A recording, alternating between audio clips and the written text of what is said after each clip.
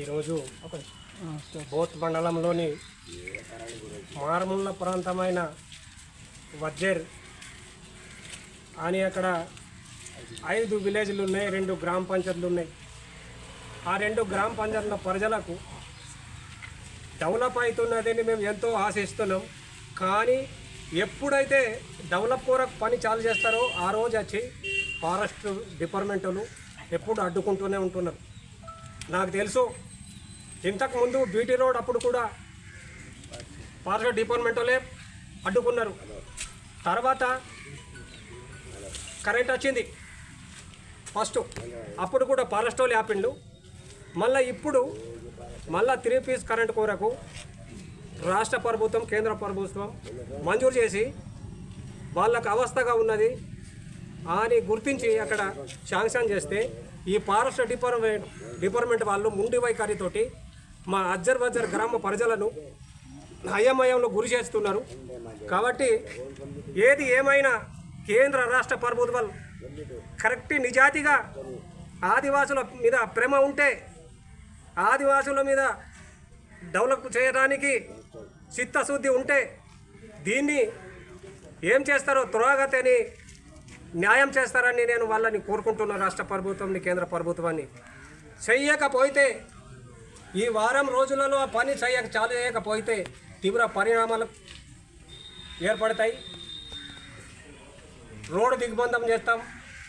చిన్న పెద్ద తేడా లేకుండా ఈ బోత్ ఫారెస్ట్ ఆఫీస్ ముందట కూర్చుంటాం, మంట మార్పులు చేసుకుంటాం, ఇక్కడనే ఉంటాం. వర్షం వచ్చినా ఎండ వచ్చినా ఏమన్నా కానీ ఏంటిది ఇది 100 సంవత్సరాల నుంచి మేము అక్కడ నివసిస్తున్నాం. కానీ ఇంతవరకు మాకు ఇసుంటి 3 పీస్ కరెంట్ లేదంటే 1 కిలో జొన్నలు చక్కికి తీసుకుపోవాలంటే సోనోలకు రావాలి. ఆ సోనోలకు రావాలంటే 30 రూపాయలు టికెట్, రాను 30 పోను 30 అంటే 60 రూపాయలు అవుతున్నాయి. ఒకరోజు పని మునిగిపోతున్నది, ఎంతో నష్టపడుతున్నాం. ఇప్పుడు మేము ఆశిస్తున్నాం 3 పీస్ కరెంట్ వస్తున్నది, మా ఊళ్ళోనే కరెంట్ వస్తుంది, మా ఊళ్ళోనే చక్కి అవుతుంది, మా ఊళ్ళోనే డాక్టర్లు కూడా వస్తారు అని మేము ఆశిస్తున్నాం. కానీ ఆశించినంతన ఈ రాష్ట్ర ప్రభుత్వాలు మమ్మల్ని ఎదగనిస్తలేవు. ఈ ఫారెస్ట్ డిపార్ట్మెంట్ అయితే ముండి వైఖరి ఉన్నది, జంగలంతా బర్బాద్ చేస్తున్నది. వీళ్ళకి సోయి లేదు. మహారాష్ట్ర వాళ్ళు అక్కడ దింగన చేస్తున్నారు కానీ వీళ్ళకి సోయి లేదు. మేము తలుచుకుంటే వీళ్ళు సస్పెండ్ అయిపోతారు. ఆ మహారాష్ట్ర బార్డర్ ఎక్కడి నుంచి ఎక్కడి వరకు ఉన్నది కూడా వీళ్ళకి తెలియదు. మాకు తెలుసు ఎక్కడి నుంచి ఎక్కడి వరకు ఉన్నది, అది తెలుసు. కానీ వీళ్ళు ఆదివాసులు డెవలప్ అయితే వీళ్ళకు కడుపు మంటుతున్నదా? దాదాపు ఎన్ని కిలోమీటర్ల వరకు ఉంది? ఆల్రెడీ చింతల్బోరి నుంచి నాగుగూడ వరకు అయిపోయినాయి. కంబాలు కూడా వేసిండ్లు. నాగుగూడ నుంచి మాదిగూడ వరకు పోవాల, లేనిగూడ వరకు పోవాలా. అయితే దాన్ని ఆపుకుంటున్నారు. ఎందుకని మేము అడుగుతున్నాం. ఇది ఒకటి, ఎందుకు మా మీద ఇంత కక్ష ఎందుకు? ఇప్పుడు వీళ్ళ కళ్ళకు కనిపించదా? రోడ్డు పోటున చెట్లు పడిపోతాయి, వాళ్ళ కళ్ళకు కనిపించదా? అప్పుడు మేము రాష్ట్ర ఈ ప్రజలు నష్టం కారా? చెట్లు నష్టం అయితే వాళ్ళకి కనిపించదా?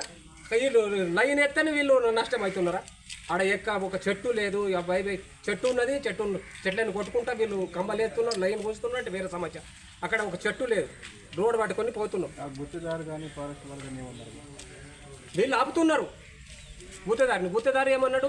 ఫారెస్ట్ వాళ్ళు నన్ను అడ్డుకుంటున్నారు, నేను అని అతన్ని వెళ్ళిపోయాడు. అయితే వీళ్ళు ఫారెస్ట్ వాళ్ళు చాపిండు. అందుకని